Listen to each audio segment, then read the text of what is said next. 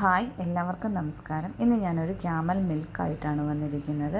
എനിക്ക് ഫ്രഷായി കിട്ടിയ മിൽക്കാണ്. നമ്മുടെ പശുവും പാൽ പോലെ അത്ര കൊഴുപ്പുള്ള പാലൊന്നുമല്ല ഇത്, ലൂസായിട്ടുള്ളതാണ്. പക്ഷേ ഇതിന് ഒരുപാട് ഗുണങ്ങളുണ്ട്. ഇവിടുത്തെ ചൂടിനെയും തണുപ്പിനെയും ഒക്കെ പ്രതിരോധിക്കാനുള്ള ശക്തി ഈ മിൽക്കിനുണ്ട്. ഞാൻ റെഡിയാക്കാനായിട്ട് 2 ഏലക്കായും പിന്നെ കറുവപ്പട്ടയും കൂടെ ചതച്ചെടുത്തതും കൂടെയാണ് ഇതിലേക്ക് ആഡ് ചെയ്യുന്നത്. ഇതിൽ വൈറ്റമിൻ സിയും B1 ഒക്കെ അടങ്ങിയിരിക്കുന്നതുകൊണ്ട് രോഗപ്രതിരോധ ശേഷി കൂട്ടാനായിട്ട് കഴിയുന്ന ഒരു മിൽക്കാണിത്. ഇത് റെഡിയാക്കാൻ ചെറിയ ഫ്ലെയിമിൽ തന്നെ തിളപ്പിച്ചെടുക്കണം. ഹൈ ഫ്ലെയിമിലിട്ട് കഴിഞ്ഞാൽ ഇതിൻ്റെ ഗുണങ്ങളെല്ലാം നഷ്ടപ്പെട്ടു പോകും. അതുകൊണ്ട് ചെറിയ ഫ്ലെയിമിൽ തന്നെ നമുക്ക് റെഡിയാക്കി എടുക്കാം.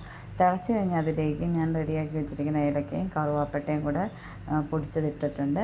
പിന്നെ ഞാൻ ഇതിലേക്ക് ഇൻസ്റ്റൻറ്റ് കോഫി പൗഡറാണ് ആഡ് ചെയ്യുന്നത്.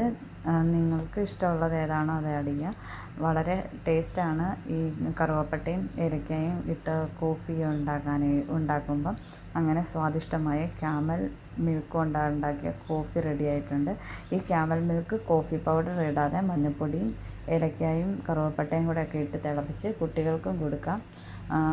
ഇത് വളരെ സ്വാദിഷ്ടവും അതുപോലെ തന്നെ ഹെൽത്തിയുമാണ് ഈ ക്യാമൽ മിൽക്കിൻ്റെ കോഫി. ഞാൻ ആദ്യമായിട്ടാണ് കഴിക്കുന്നത്, പക്ഷേ എനിക്കിഷ്ടമായി.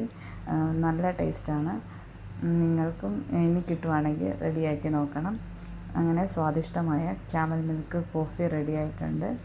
അപ്പം ഇന്നത്തെ വീഡിയോ ഇത്രയേ ഉള്ളൂ. Tata bye, see U.